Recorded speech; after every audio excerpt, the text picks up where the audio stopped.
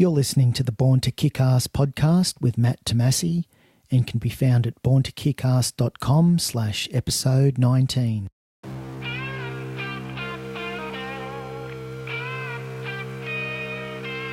Welcome to the Born to Kick Arse podcast, where you're introduced to the most fascinating people on the planet. Learn the ingredients of greatness that you can apply to your life. And now your host, Matthew Tomasi.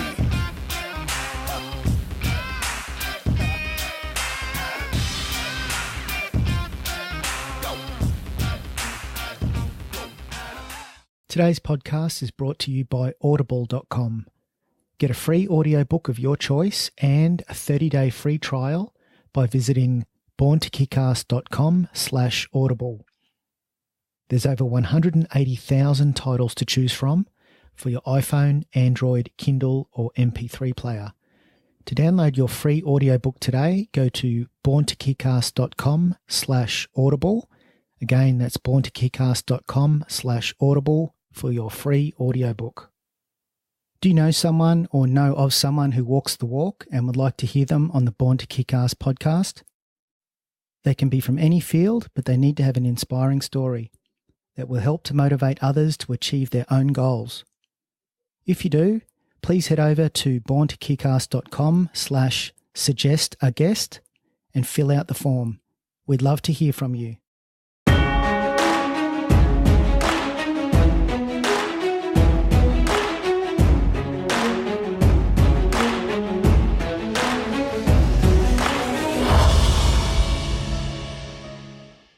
Jamie Ramsay is a Scottish adventurer and ultra-long distance runner.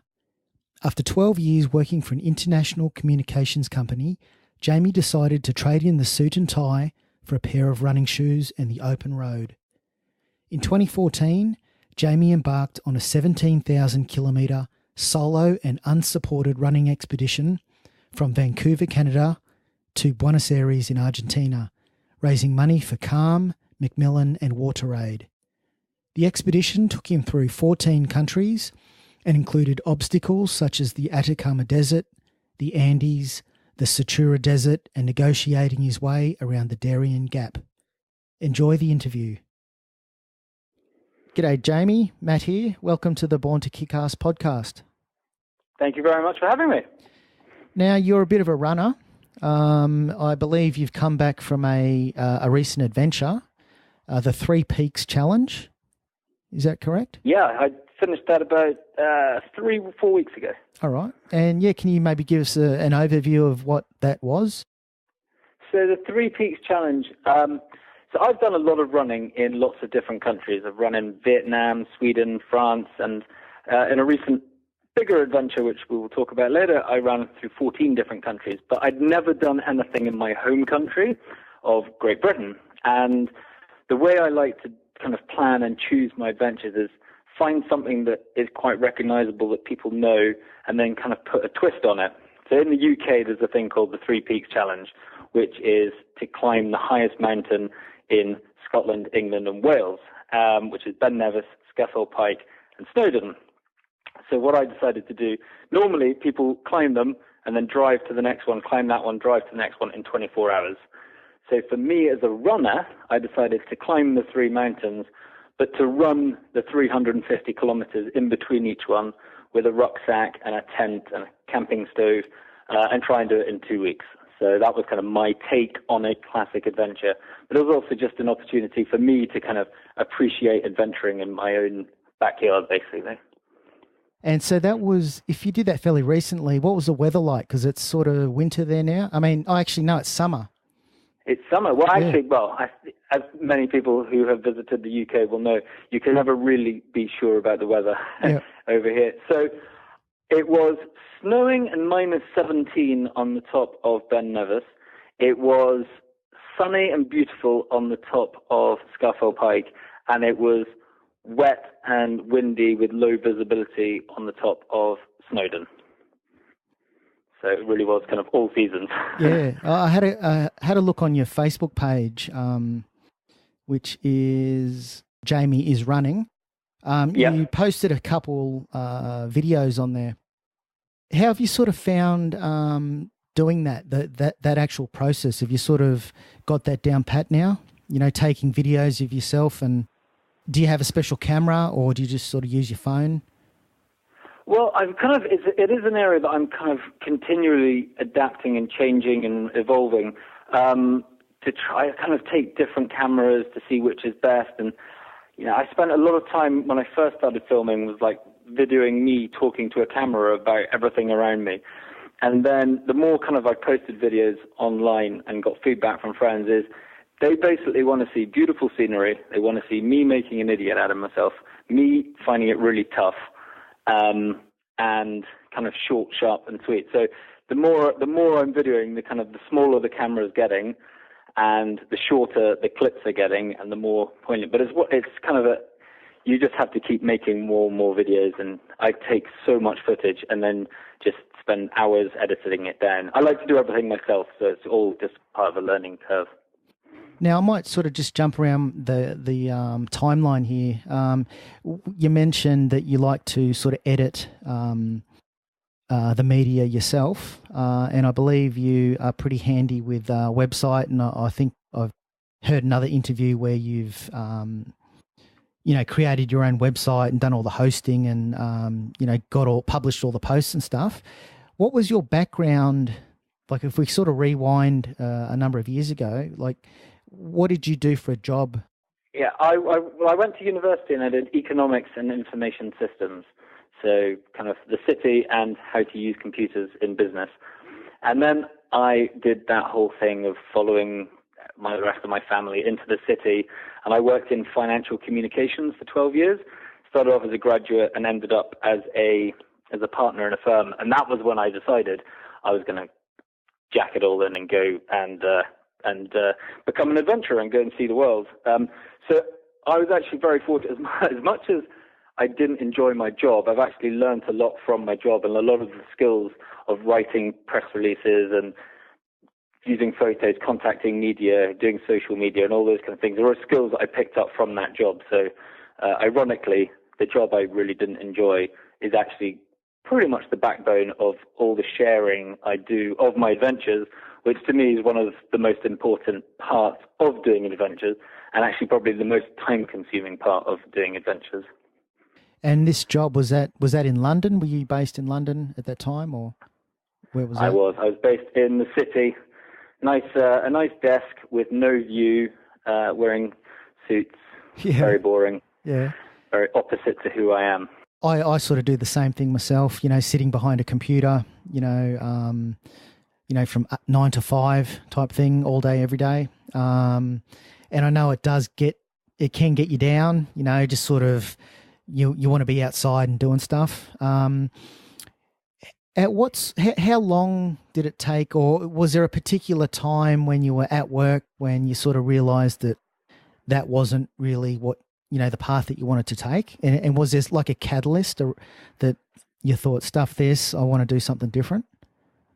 Yeah, I'm just kind of trying to process it in my mind at the moment. I think there were two kind of moments that prompted me to do what I'm doing now. The first was obviously 12 years working in the city.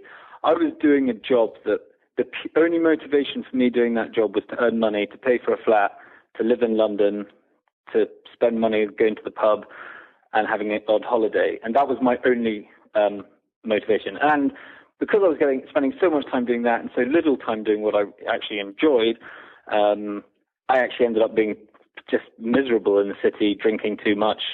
I think it's a familiar thing for lots of people. And I got to a point in my career where I kind of just felt that I didn't feel like I was contributing anything back to anyone or myself or anything like that. So I was just feeling unfulfilled and unhappy in the city. And what had happened a year before is I'd entered into a multi-day marathon in Vietnam called the Jungle Marathon, along similar lines to like the Marathon des Sables and things like that. 6 days running, all your kit on your back. And I'd done the training, I bought the kit, I bought the flight, I'd started raising money for charity. And a month beforehand, the organizer sent an email around saying the event had been cancelled. That was a little bit of a blow, but I kind of pretty stubborn guy, and I was like, well, I've got all the other elements of this this trip planned. I'm just going to fly to Vietnam anyway. I'm going to get out the plane and I'm going to run the 240 kilometers by myself through Vietnam, and I don't need anyone else. And I did that and got to the end of it, and I was just sitting in a little tiny village going, this is what I want to do. This is awesome. I'm getting to see culture, meet new people, learn new things, push myself, and I'm following my passion, and I'm feeling fulfilled, and this is where I want to be. So I think the combination of that feeling and feeling completely miserable at work and in London kind of gave me the motivation to find the courage to make the change in my life that would lead me to do what I want to do. And around that time, or I guess just before Vietnam, or the period before that, were you doing much running at all? Were you doing much training? Had you done any marathons, or did you just jump straight into the full 240k run through Vietnam? Yes, my running career, as you can call it that, aged about 8, I was at school, and I was the guy who dawdled at the back of the school runs. And one day my housemaster kicked me up the ass and said, if you don't get to the front of this race, then you're in detention. So I decided to run. And at the end of it, I was like, wow, I enjoy this. This is actually something I'm good at. And then I kind of went on to do the cross-country team, and then captain of the cross-country team. And then it all disappeared for a few years until a bunch of friends got round a table at a pub and decided to do the Stockholm Marathon in 2004. Went and did that, finished, not embarrassed to say, a little tear ran down my cheek at the kind of sense of fulfillment and I got from that. That led to did another marathon in Paris where I kind of set okay time, and the way my mind works is you can't do the same thing twice. So having done 2 marathons, I was like, listen, we need to move on. So I did another marathon in Lewa Safari Park in Kenya. So that gave it kind of camping the night before, then running through a safari park. And then I did the Vietnam thing. Then that led on to my big adventure, which started in 2014. And but in the meantime, I love running, so I've always been a runner. But it's not just running. I kind of love swimming as well. I've done 10K swims, ocean swims, that kind of stuff. It's more the kind of sense of endurance and doing something that not many people do. How tough is a 10K swim? Is that like an open water swim? Is that pretty tough? The particular 10K one I did was in a rowing lake, so it was actually really boring because you basically stared at the guy in front's feet for 2 hours, 57 minutes. But this open water swimming, I'm the kind of guy that would lie on a beach, look out and see an island about if it's like 2-3 kilometers away, I'll just turn to my girlfriend and say, I'm going to swim to that island. I swim to it, I get out, and then I swim back again. Yeah, that'd be good. I love ocean. I think ocean water swimming is awesome. Yeah. Yeah, that's something that I wouldn't mind trying out, training for like a fairly long ocean swim, like a 10K. Which is something you can do down in Australia. Doing it up in the UK is slightly different. Yeah. The temperatures are pretty horrific. Now, I want to really do a bit of a deep dive into your main long run. So you ran from Vancouver in Canada to Buenos Aires in Argentina. How far is that? So when I originally planned it was 18,000 kilometers, but I'm not really big on setting a route down in concrete. So at the end, it turned out to be 17,000 kilometers, but the detour, the more direct route I took ended up taking me through the Atacama Desert. So it was which made shorter because I wanted to do something more demanding. So 17,000, what's that, 400 odd marathons? How long did that take? So I was away for 16 and a half months, but there was a couple of things. I had to come home for my sister's wedding, and I had to cross the Sea of Cortez, which took a few weeks. I had to wait for a few packages. But in terms of running, it was 367 days of running an average of 46 kilometers. And how did that come about? What made you think, okay, Vietnam, 240 Ks, that was big, that was good. I learned a lot about myself, but what sort of made you want to take it to that next level where you thought, "No, I'm gonna take a lot of time off, and I'm gonna do this"? And why did you pick that particular route? Okay, so a lot of people, I think, they come up with ideas and it's either a route that's already been done, or they want to break a record or do a first. I had just decided I wanted to not work, and I wanted to go and combine all my passions into one thing. So what I did was the first bit took about 10 minutes. I sat at my desk and thought, right, what do I want to do? I want to go away. I want to quit my job. To quit my job, I need to do something that's at least going to be a year long. Then thought, how am I going to do it? Can't afford a motorbike or car. Too many people cycle. Walking's too slow. I love running. Let's do running. And then I did a quick maths in my head of 365 days times, let's say, 30 kilometers a day. So it had to be 11,000 kilometers. And then I opened up Google Maps and I went around the world. And I was like, I just don't have enough money to be away for that long. And then I did through Africa, which is something I'd still love to do. But through Africa, there was just too many visas to do as a solo, unsupported expedition. I was just going to have too much complications and too many languages and a few risky areas. And then I looked across the ocean at America, and I first obviously looked at Alaska down to Ushuaia. But then I was like, it's a bit long for how much money I've got. I don't have enough money to do Vancouver to Buenos Aires, but I'm sure I will find the money if I just sat out and do it.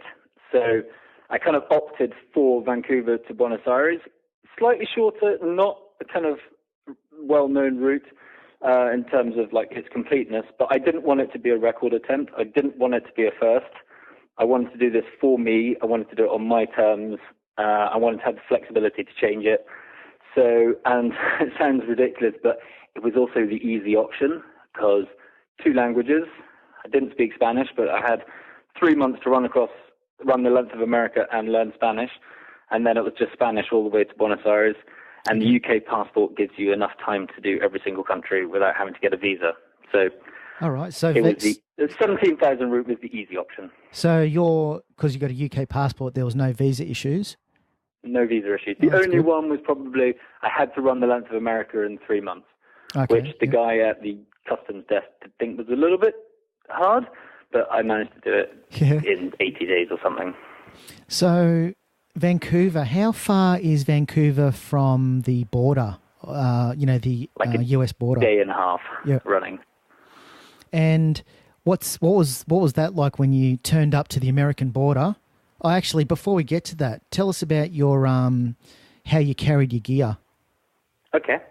Well, I'll kind of combine the carrying gear with logistics, because a lot of people they look at my expedition and I think, wow, 17,000 kilometers, all these days running, all these months, that must have taken ages to plan and to get the kit and all that kind of stuff. And one of the things I find is like a lot of adventurers make adventure sound scary and difficult and hard, and just complete opposite. I never planned more than 2 days ahead.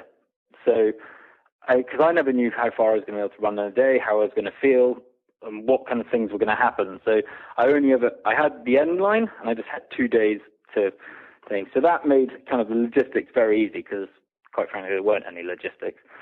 And then in terms of packing, I wanted to be able to be self-supported and solo. And there was an option of carrying on your back, or I did a bit of internet research and saw baby strollers. So I bought a baby stroller I was given a baby stroller. And I just completely unmodified, cut out the seat belt, and then just packed tent, sleeping bag, cooker, clothes, computer, camera, and everyone's like, oh my God, it must be so difficult with all the equipment. And it's like, actually, the fact that I'm pushing it in a baby stroller makes it quite easy. There is only a certain amount of kit you can carry. So you just refine until you just have what you basically need. And then that's what you take with you. Did you go for any runs before you set off, just to sort of get your technique down pat, with the actual running technique with the stroller and your gears? Did you sort of do any training runs at all? I did a training run with the baby stroller, not with the kit in it. And I had to quickly, I was kind of running around London, jumping off curbs, crossing the streets, getting horrific looks from parents. They thought I was some kind of horrible, bad parent. So I had to get like stickers put all over the running stroller saying training for expedition and all that kind of stuff. Yeah. But a lot of people think that to do what I was doing, you'd have to do a lot of training. But the way I looked at it is I'm going to be on the road for 16 and a half months anyway. So let's just take it slowly at the beginning. You build up, and that kind of the expedition is the training, sort of. Obviously, I didn't follow that. Jumped out first day, did 46 kilometers, and did that for the first 3 days, and ended up with an Achilles problem on day 3, All right. which was just purely down to not doing what I told myself I should do. So, yeah, when you turned up to the American border, what were they sort of giving you weird looks, or what were they sort of thinking when they saw you running up to the border? Well, I kind of had my running stroller, and I walked into the passport control, and there was this massive snaking queue. And I walked up to the guy, and I was like, "I'm really sorry, I'm not going to be able to wait in that queue." And he was like, "Why not?" And I got my stroller, and he's like, "You can leave it there." And I was like, "Well, actually, it's everything I own in the world is in that stroller, because I'm running." And he kind of looked at me, and one of the guys behind the desk heard me, and he's like, "Come on, skip the queue." And I had to say, American passport control people don't have much personality. So there was a little bit of kind of, you're not going to be able to make it, you better make it. If you don't make it, you're going to be in trouble. But there wasn't really much more than that. Now, you headed down the west coast of America. What was that like? It was, I have to, as a Brit, I did think I was going to turn on to American, I was going to hate Americans, and they were going to be really annoying, and just wasn't going to enjoy America. And every single American I met was awesome, really supportive, really helpful, took me in, gave me free food, helped me with my route. I think the first thing that happened is I walked into a supermarket, and when the checkout lady heard what I was doing, she started to cheer, and everyone in the supermarket started cheering for me, which is quite embarrassing. But America was amazing because I always tried to take, well, I kind of had to take the most difficult routes. So I did the 1 and the 101. So I got to go around Big Sur and over just the most dramatically cool scenery. So yeah, America was, and it was, for me, America was the kind of training ground for the rest of the expedition, because everything was in English, everything was easy. I could buy stuff in the shops. It was basically, and I could like refine how I was running and what I was carrying. And so for me, it was like, that was the training, was America, basically. So how did you sort of plan, you know, like from a day-to-day perspective? Were you sort of just trying to keep the ocean on your right? Or did you basically. Did you have your computer, and when you're sort of looking out X number of kilometres per day, were you sort of planning it that way, or? Yeah, basically I'd run, and then I'd set up camp or stay in a hostel or whatever was the option for that night. And then I'd pull out my mobile phone, and I had the Microsoft Maps allow you to download the whole country, so you have it all offline. So I was like looking at the map and going, what is roughly 42 kilometers further on?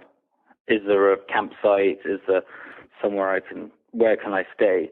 And that's basically how I do it. Each day would be just then plan the next day.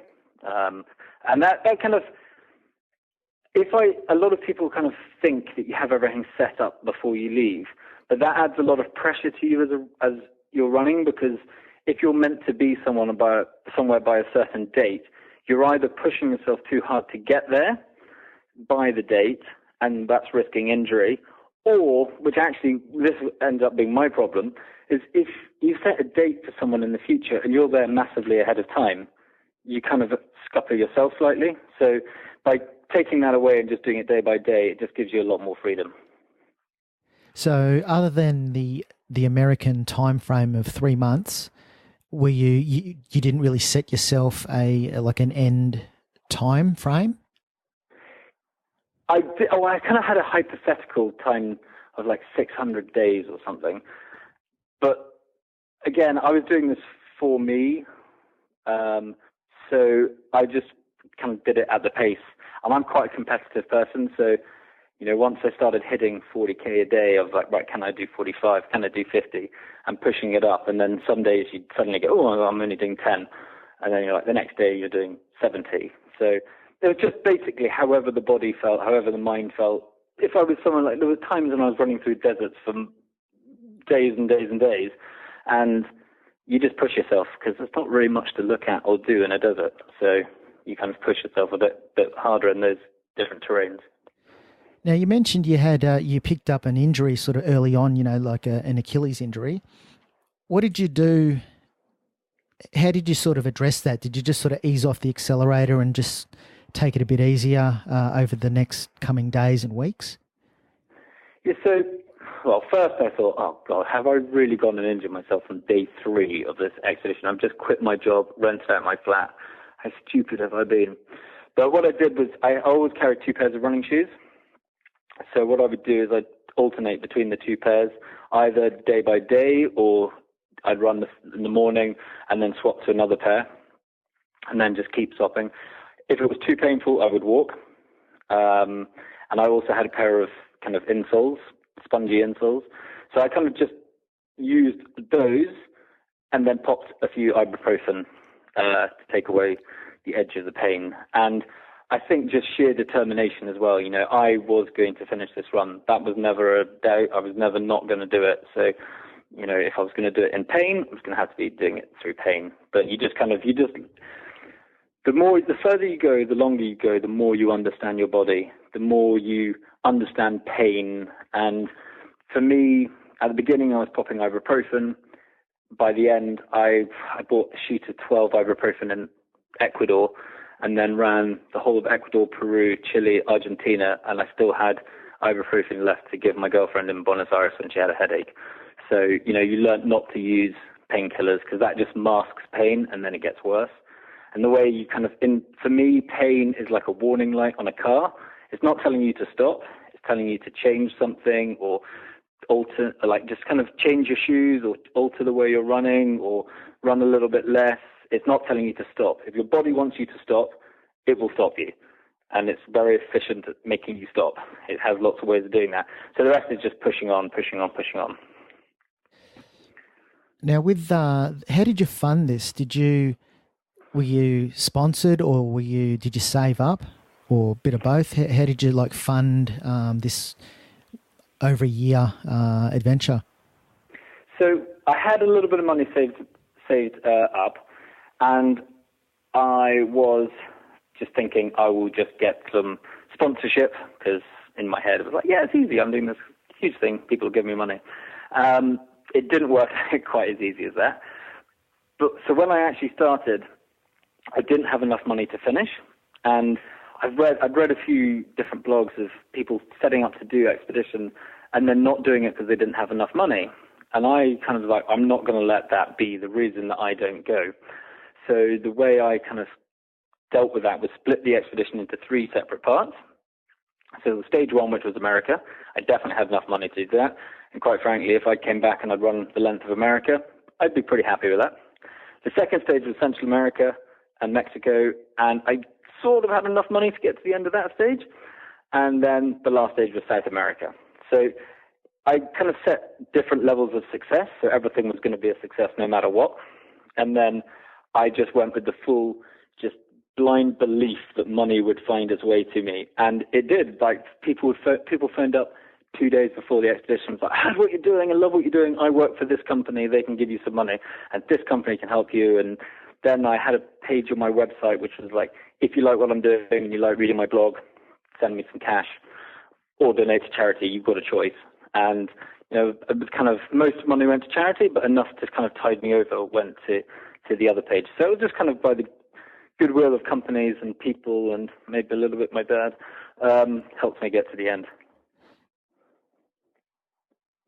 Did you have a particular favourite moment in America that sticks out?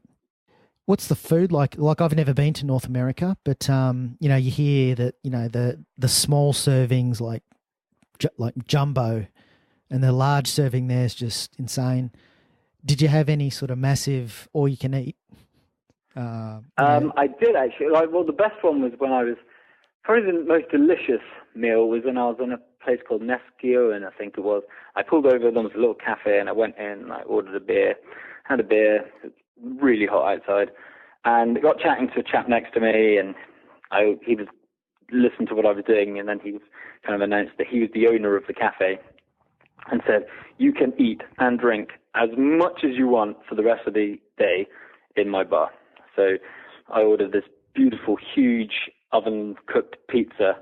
And what they do there, which I've never done before, is they actually have honey to dunk the crust of the pizza in, which is delicious if anyone hasn't tried that, and drank wine and beer for the rest of the night, and then had sticky toffee pudding. And the great thing is, you said Americans, just huge portions. Yeah. And when you're burning 5,000-6,000 calories a day, like calorie control just doesn't matter. You just eat as much as you can when you can.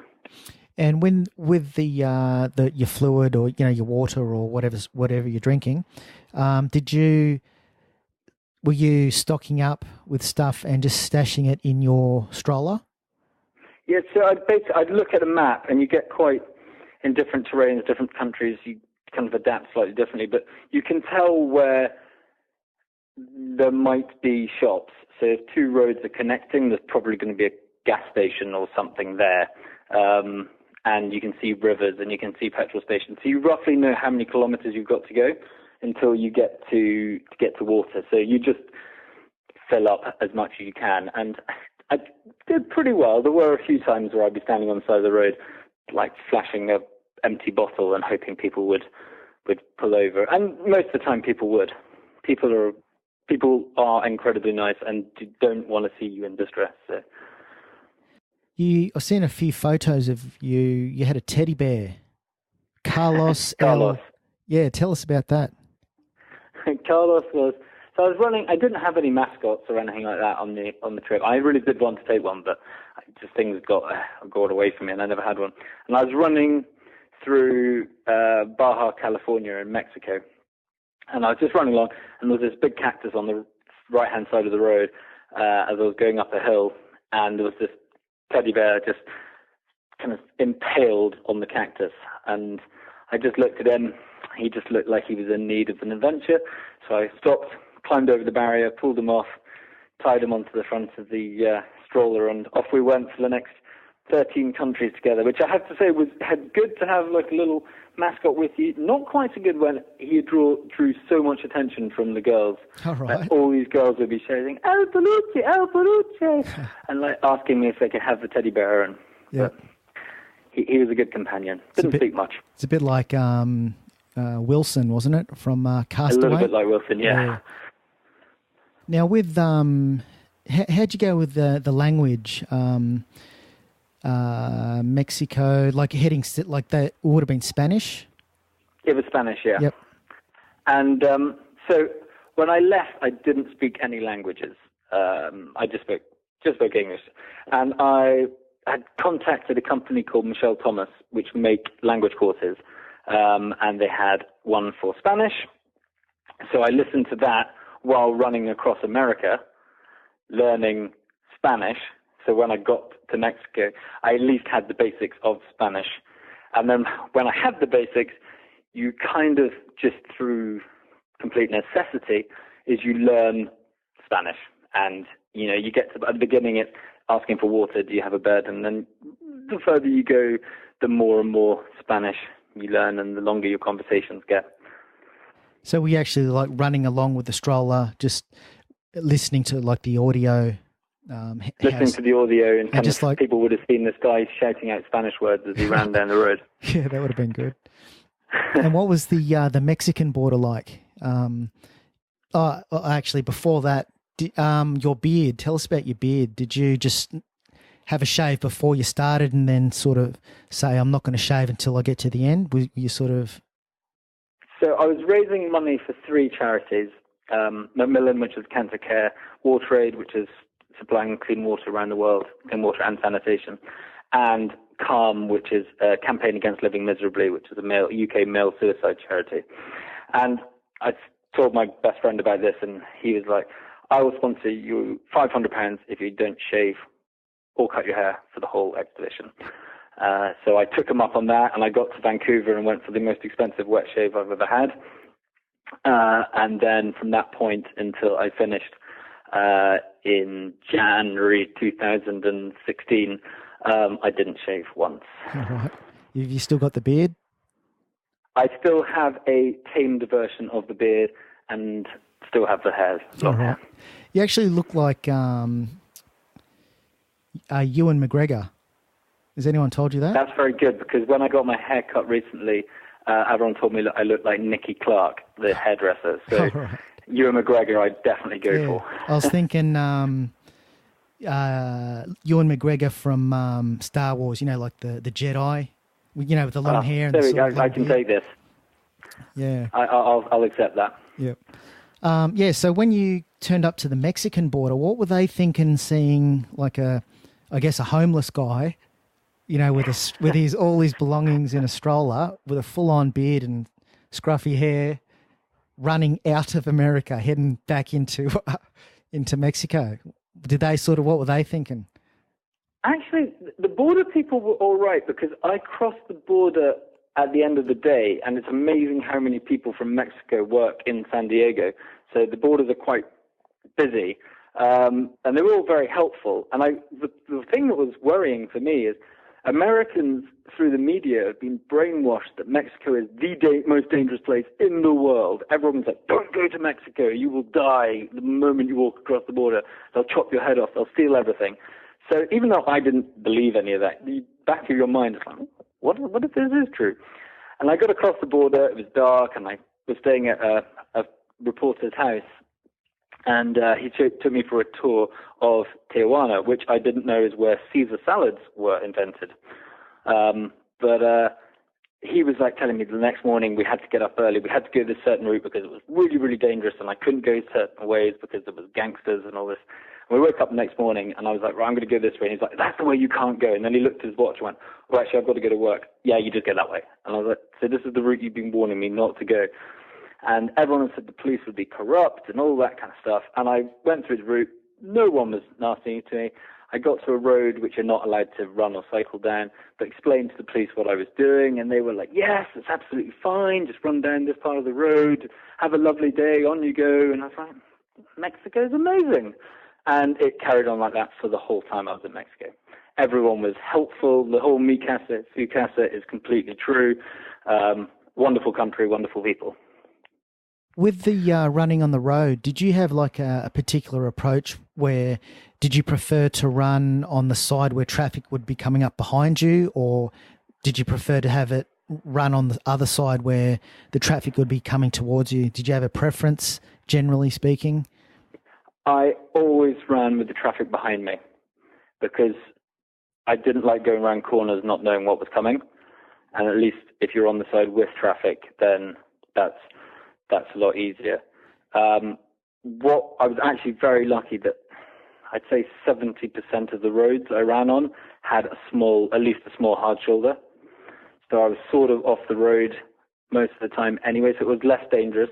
I never ran at night, because I only ran a couple of times at night, but I was very clear to myself, don't run at night because it's going to be dangerous. The only problem being that when you're running on the side of the road, it's slightly curved, so your right foot hits the ground after lower than your left leg. So I do kind of have stiff knees as a result of that, I think. Yeah. Just with the camping, did you actually crack out the tent and camp in your tent often? Yeah. I've all of them, pretty much all of America. I camped most nights.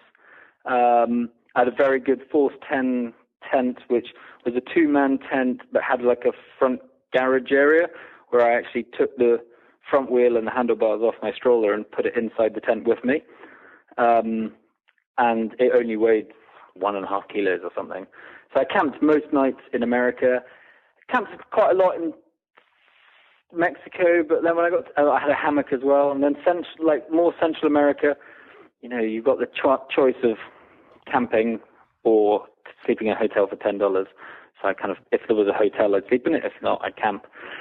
But I actually ended up nutritionally and sleep-wise, there was better to sleep in a tent than it was in a hotel, because if you're in a hotel, you have access to sugar, and I'm a horrible sugar addict, and television and all that kind of stuff. So you end up going to bed at like 12 o'clock at night, completely sugared up, not sleeping properly, and then feeling tired the next day. If you're in a tent, I was eating like pasta and tuna or quinoa or something like that, having a small bar of chocolate or a packet of peanut M&Ms, and then going to bed when it got dark and waking up when it got light, feeling refreshed. So actually preferred. And also you didn't have to speak to people.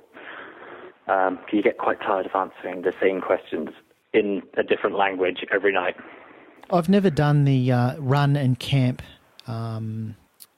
approach, or, I've never done that before. But one of the things that in my mind that sort of scares me, I guess, is if you're running along, end of the day, you find a spot and you pitch your tent, and nighttime comes around.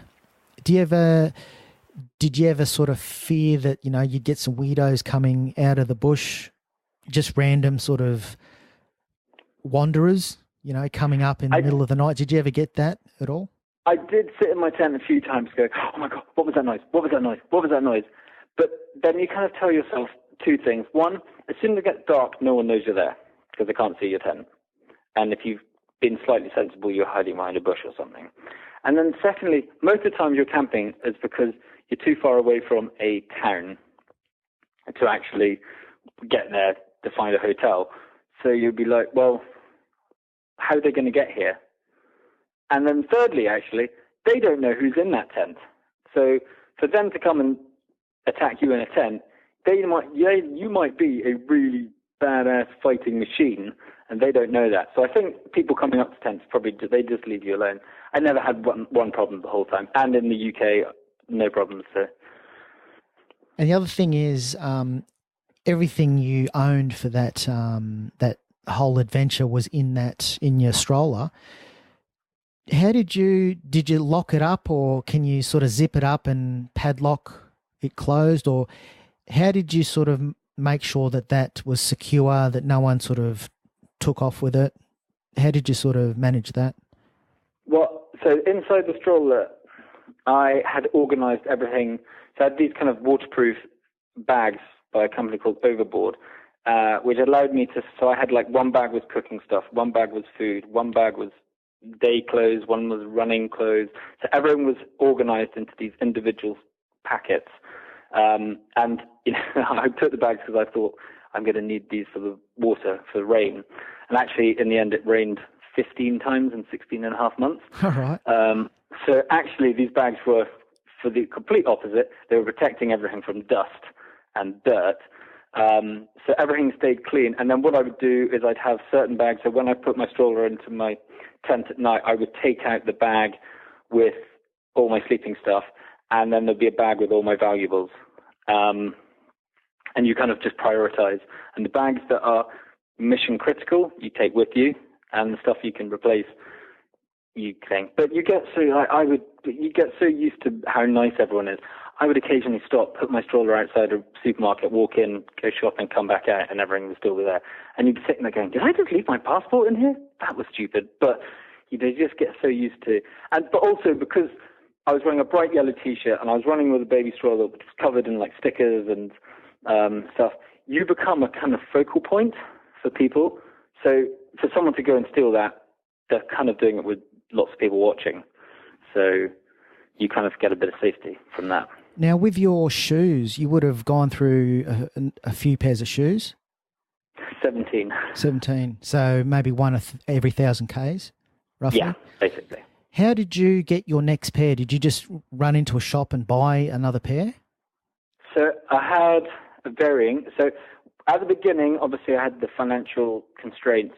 So I actually started with 2 pairs of running shoes, one that I'd been training in and one completely not ideal. I think they were like marathon running shoes.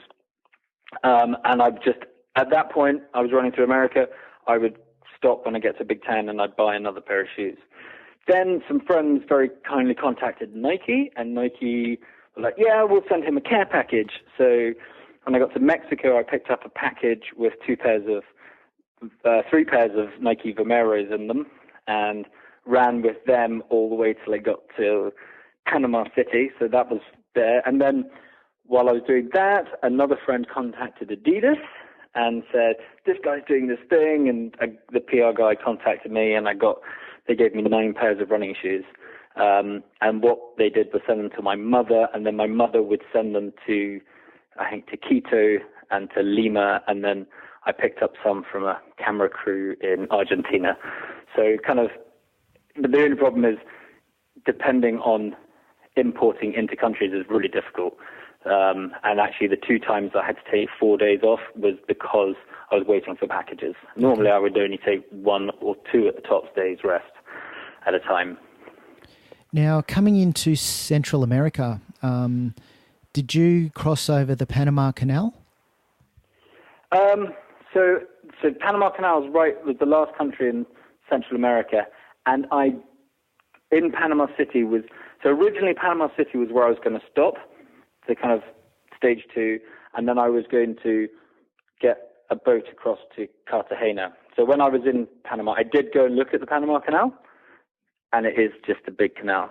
I didn't find it particularly interesting. I liked the history behind it. The museums are very good, but I've grown up with little canals in Scotland with like people pushing the gates open, so I was a little bit disappointed by that. But Panama was a great city. I loved Panama City. And around that part of your journey, did you then go back to the UK for a wedding? Was that right? Yeah, so what happens, the original plan was get to Panama, fly home, fly back, and then cross over to Cartagena. So that date I had to stick to because my sister was not going to move her wedding around for me. So I arrived in Panama about a few weeks early, and Panama City was going to be the end. I kind of got there and I thought, well, I've got to wait around for a bit. I'll just run to the Darien Gap. So there was an extra 300 and something kilometers from Panama down to the Darien Gap, which is the stretch of jungle between Panama and Colombia, which there was no road across. And that's why I was going around by boat. And actually, so glad I arrived there early, because that bit of running was some of the most amazing running I did on the whole trip, because no one really goes south of Panama City. Everyone who cycles stops at Panama City. So you are a bit more wild of staying with like local indigenous people and going into the Darien Gap on boats and all that. So it was actually a really magical part of the trip. And then it was great to go home and see my sister get married. And what was that like when you actually went back to the UK and, all the friends and family are there, and then it's like you've turned up and, you've run the length of America and Canada and Central America? What were they just bombarding you with questions and, that's the guy that's sort of run, the full length of North America? Was that sort of? It was great seeing everyone. Timing wise, for me, I'd have liked to have just done the whole thing in a oneer, but I definitely would not miss coming back from my sister's wedding. But it actually all worked out rather well, because when I was swimming in the Darien Gap, I didn't realize that there was a village right next door with a sewage thing coming out, and I ended up with a parasite, and I wouldn't have been able to run anyway because I couldn't keep food or liquid down. So the whole time I was back, it was actually in France, the whole time I was back in France, I was basically ill. And I got better just before the wedding and then flew back. And I think a lot of the main question people ask me is like, are you going to find it difficult to go back and carry on running now that you've been back in like civilization with everyone? And I don't know if they were slightly disappointed, but I was like, no, I just can't wait to get out of this life and back to the life I was in, because I found that I was thriving in this world where I was doing what I loved. It was simple. There was a routine. I only had a very small amount of belongings. It was a very simple existence. And I just really couldn't wait to get back and carry on. What was the freedom like? What was it like to be free? No mortgage, no job, no EastEnders. Actually, I still did have issues back home, because I did have a flat that I was renting out. And so you still had things coming in from so you kind of had first world problems to deal with. So that was slightly irritating. But, and also everyone's like, oh, what's it like being in the middle of the desert? It's like so alone. It's like, yeah, but the difference about Central America and South America is they've got the most amazing 4G coverage. So you are contactable everywhere. So it's very hard to actually be alone. But what the main change for me was I've always kind of lived a life being told that I'm an extrovert, you're the center of the party, you're massively confident. And I've lived up to that persona my whole life. And then I was suddenly in the middle of nowhere, and I realized I actually probably more of an introvert. And I love being by myself, and I love just, at the end of the day, you'd set up a tent, and you never knew where you were going to be. That sometimes you'd be on deserted beaches with a hammock between like two poles, and you're just sitting there eating your pasta and just simple existence, and you're like, oh, this is just the best thing in the entire world. And it became very apparent to me that the first thing I would do when I got home would be plan to get back out there again. Now, when you came back to South America, did you sort of find yourself, with your, I guess, your weeks and weeks of listening to the Spanish, did you sort of find yourself initiating conversations to locals in Spanish? As you're sort of traveling along from country to country, when you'd sort of, go into a shop or a supermarket or something? Well, in the whole of South America, everyone spoke Spanish everywhere south of Mexico. So you kind of flipped. What I found hard when I was in France is I was trying to speak French, but Spanish was coming out. And when I got back to Colombia and everyone was speaking Spanish again, I was like, oh, wow, I actually feel quite relieved to be back and speaking Spanish and like practicing. And I do wish that I'd tried harder with my learning of Spanish, because I could survive on the Spanish I had. I could interact slightly, but I wasn't quite as in-depth Spanish as I should have been. But the great thing about coming back to Colombia is the weird thing about borders and changing countries is there's such a change in the culture and the people.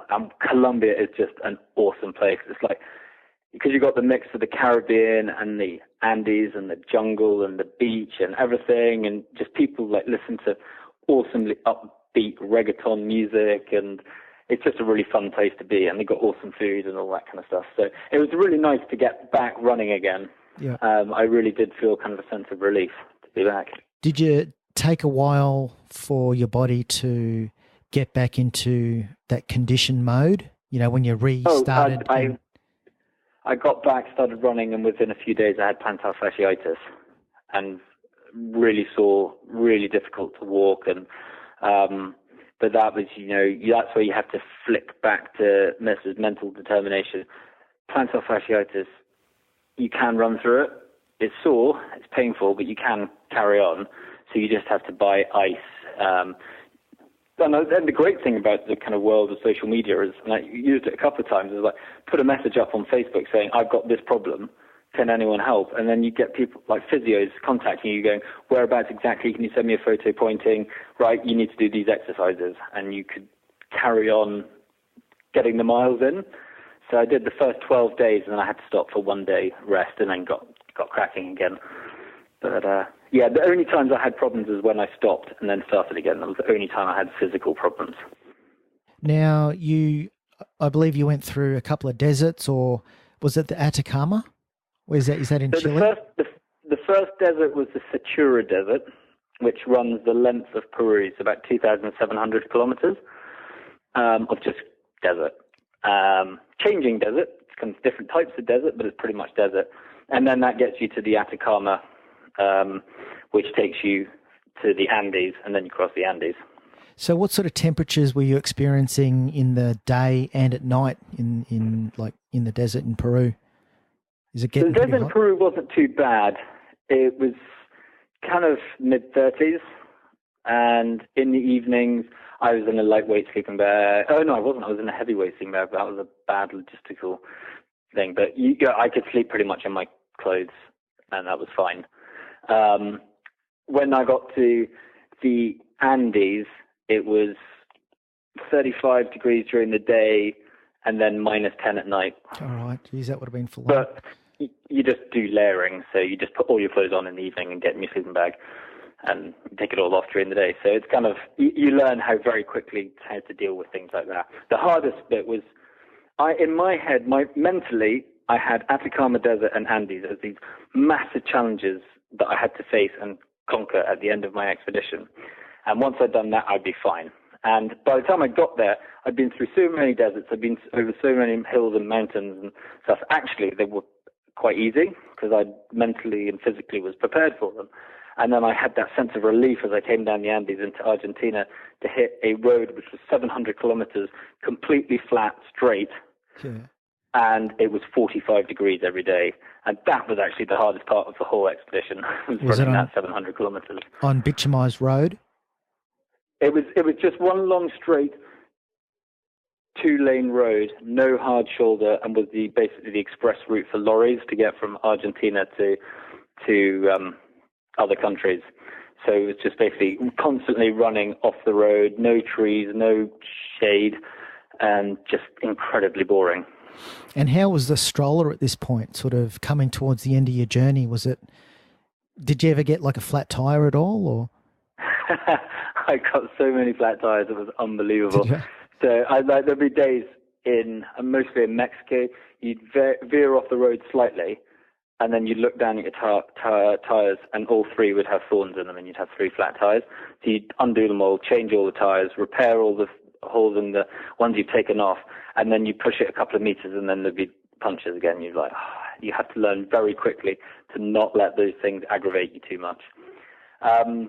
But in terms of the stroller, it did amazing. For a stroller that is designed to be lightweight for running parents to push their kids around, the stroller, things like spokes broke. That's because of the mileage it was doing. But actually, the structure of the actual stroller and the mechanics and everything absolutely worked the whole time. It's a 2-lane Cheetah 1. Thoroughly recommend it. Now, what did you learn about yourself on this journey? Was there like a main lesson that you learnt about yourself? Well, harking back to what I said, so the first thing was that kind of extrovert, actually I'm an introvert lesson. Secondly was I'd spent my whole life doing things that are for the wrong reason. I was doing them for money. I was doing them because I thought that's what other people thought I should be doing.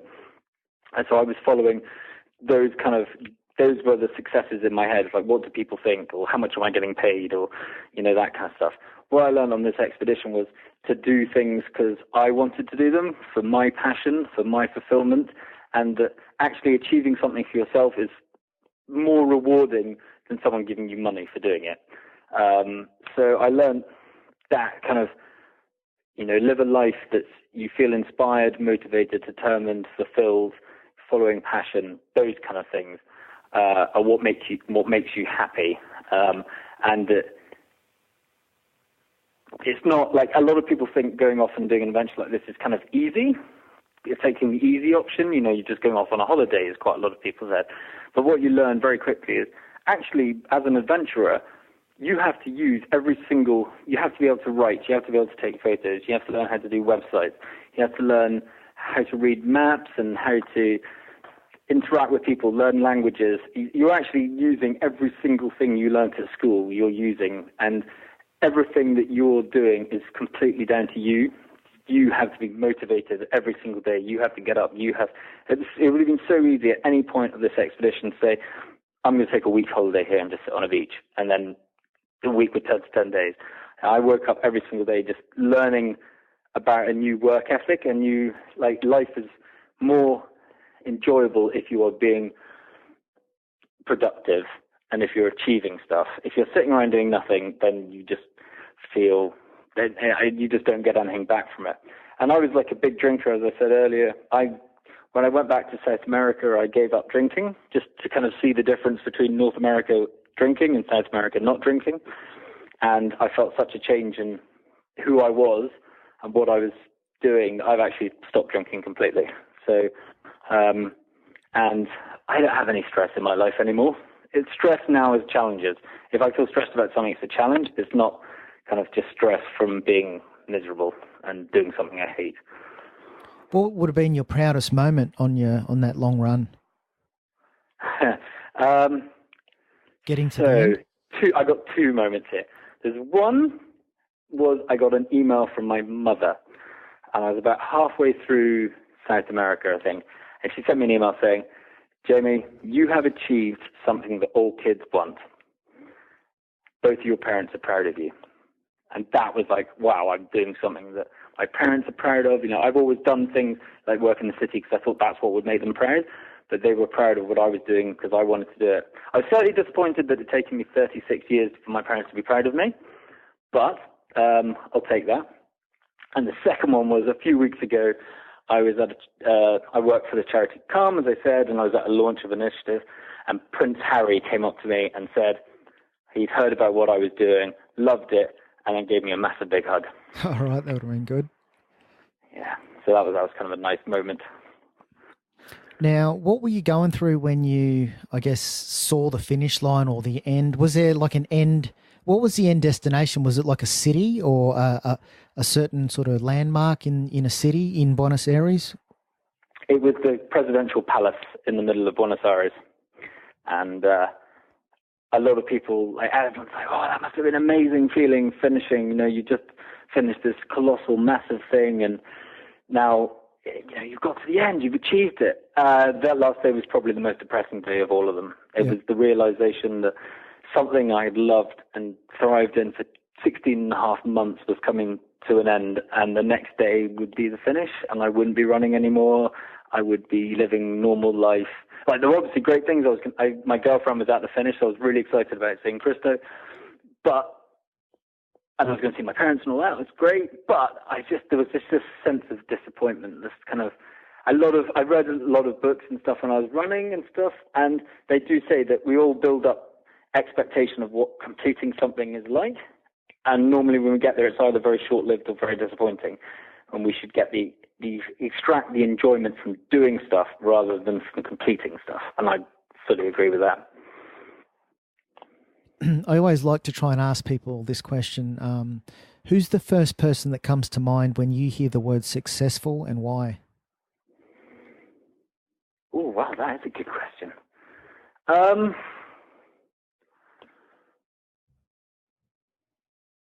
God. Annoyingly, it's kind of people like Richard Branson, who are like just tenacious people who go out there and, you know, through hardship and everything, determination, complete and utter blinkered view of what they want to achieve and not listening to what people tell you, and that they just achieve success no matter how improbable it is. So do you think people, like when it comes to goal setting, you've set yourself an incredible goal of not only getting to the start of that massive adventure, but battling through over a year of running. What sort of advice would you give people with regards to goal setting? Aim as big as you can. When I first came up, so to me, I don't know why, I'm just kind of writing about this at the moment. Like, when I was coming up with the idea, the scale of the expedition, for some reason, didn't really intimidate me. But when I told people about what I wanted to do, they were like, you can't do it, it's not achievable. I even had like marketing people from companies saying, this is not achievable, and you will be injured. And it's like, all these people coming with reasons why I can't do something. And in my head, I was like, I can do this. And as soon as you've achieved something which is a big goal, you realize that there are so many other things that in your life you have told yourself you can't do because of certain, whatever obstacles you've created in your mind. As soon as you created something massive, two things happen. One, you realize there are so many other things in the past you could have done better, and you can go back and redo them or do them bigger. And then you realize that anything is obtainable if you break it down into small little constituent parts, and then you just do it. Like running 367 days over a marathon sounds ridiculous, but if you've done one day, then you've only got 366 to go, and you just break it down. So nothing, unless it's completely and utterly barking mad, nothing is not obtainable. You have to have the drive and the determination to get to that finish line, and you have to be doing it for the right reason. I did this purely for myself, not for setting goals, breaking records or anything like this. I did this because I wanted to, and that gave me the determination to get up every day and do it because I was doing it for me. So set your goals, what you want to do, make them as big as you can. And if you don't reach your goal, it doesn't matter because you tried to get there. And failing is the only way you can succeed is if you fail, because if you're not failing, you're not pushing yourself hard enough. You need to be, like, I broke down so many times that I can't do this. I did that wrong. This is bad. And then you learn from those mistakes, and that's what makes you stronger, and that's what pushes you to the next level. Yeah. Oh, that's great advice. What have you sort of got planned for the future? Are you working on anything? Have you got like another adventure sort of up your sleeve that you're sort of planning? I've got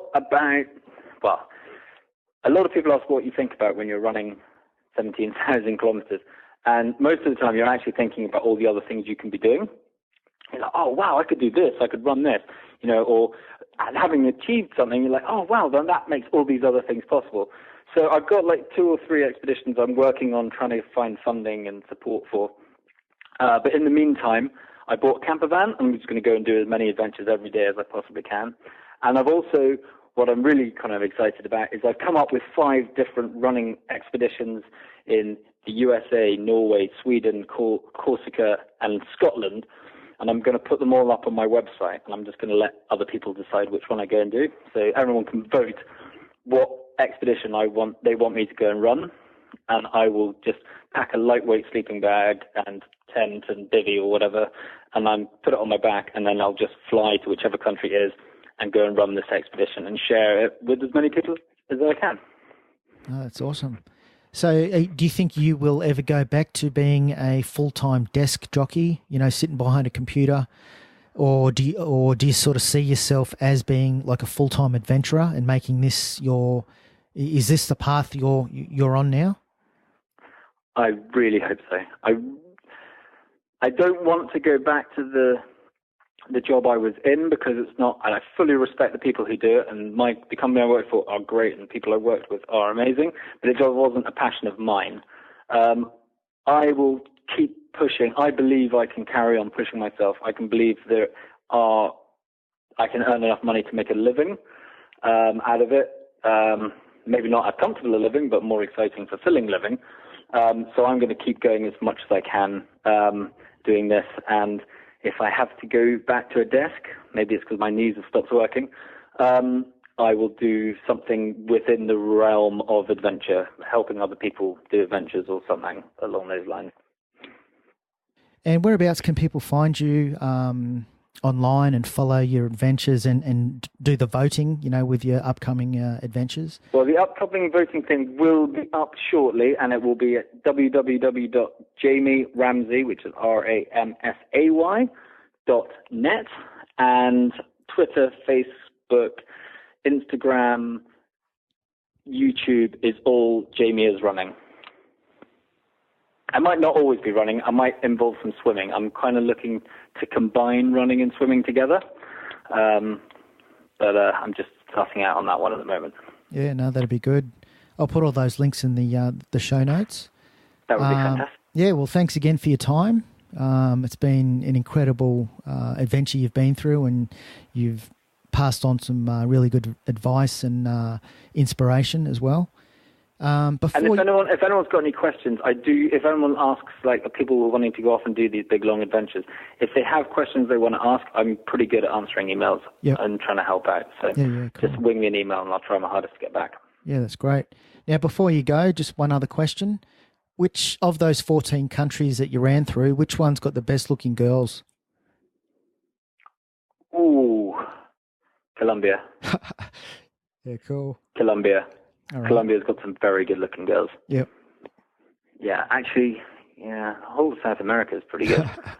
Just go the whole continent. Yeah, probably. I'd say the northern coast of Colombia. Well, thanks again for your time. And just for the girls, there's a lot of good-looking men there as well. Actually, Argentina is probably where you want to go for the men. Yep. All right. Well, thanks again for your time. Yeah, I'll definitely be following you, moving forward and keeping an eye out on your future adventures. And, good luck with the future. Fantastic. I'll let you know when I finish the next one. Yeah, cool. Okay, cheers. Thank you very much. Thanks a lot.